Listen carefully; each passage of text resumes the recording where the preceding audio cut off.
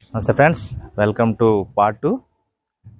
మిగతా డీటెయిల్స్ ఈ భాగంలో చెప్తున్నాను కదా. ముందుగా మనం ఇక్కడికి ఇచ్చిన కీస్ గురించి చూద్దాం. చూడండి, లెఫ్ట్ సైడ్లో ఇచ్చిన జాయ్ స్టిక్ మనం నార్మల్గా ఎలాగ రిమోట్లో అయితే అప్ డౌన్ లెఫ్ట్ రైట్ వాడతామో దాని గురించి.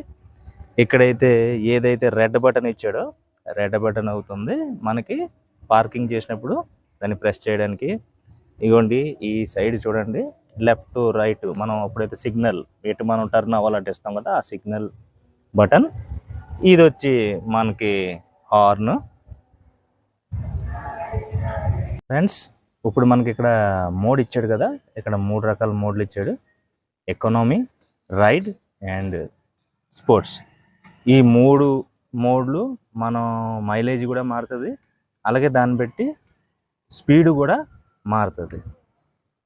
ఫ్రెండ్స్, ఇప్పుడు ఇక్కడ ఈ బటన్స్ ఇచ్చాడు కదా, ఇది మనకి ప్రెస్ చేస్తే రెడ్ బటన్ అనేది మోటార్ స్టాప్ అయిపోద్ది. అలాగే ఇక్కడ SOS అని రాసి పెట్టి ఉంది, ఇది ఎమర్జెన్సీ స్టాప్. మోటార్లో ఎటువంటి బెండ్లో ఏమైనా ఇబ్బంది కలిగినప్పుడు ఈ బటన్ కానీ మనం ప్రెస్ చేసామనుకోండి, సడన్గా ఆగిపోద్ది బండి. బటన్ ఇచ్చాడు కదా, ఈ రెసిడెన్సీ P అని, ఇది మన పార్కింగ్ మోడ్కి.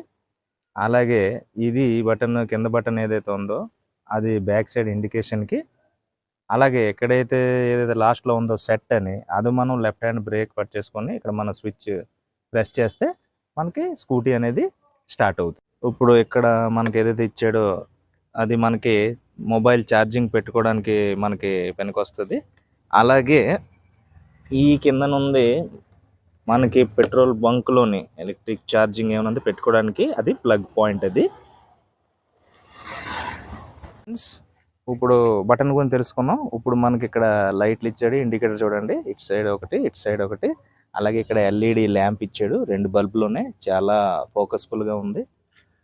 అలాగే ఇటు సైడ్ లెఫ్ట్ సైడ్ ఒక రిఫ్లెక్టర్ కూడా ఇచ్చాడు, చూడండి, చెడు కూడా మీరు చూడొచ్చు.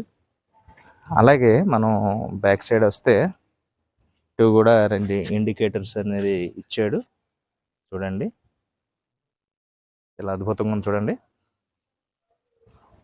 అలాగే మనకి ఇక్కడ కాల్ పెట్టుకోవడానికి స్టాండ్, ఇవన్నీ కూడా చాలా మైండ్ బ్లోయింగ్గా ఉన్నాయి. ఓకే ఫ్రెండ్స్, పార్ట్ 2లోని ఈ బటన్స్ గురించి, మిగతా లైట్ల గురించి అన్నీ మనం తెలుసుకున్నాం కదా. ఇప్పుడు పార్ట్ 3లోని లాస్ట్ ఫైనల్ ఎండింగ్ పార్ట్లో మనం ముఖ్యంగా డిస్ప్లే గురించి, తర్వాత బ్యాటరీ గురించి, తర్వాత ఆన్ రోడ్ ప్రైస్ గురించి, తర్వాత మనం ఒకవేళ EMIలో తీసుకుంటే కాస్ట్ ఎంత పడుతుంది, తదితర విషయాలన్నీ కూడా ఫైనల్ పార్ట్ 3లో మనం చూద్దాం.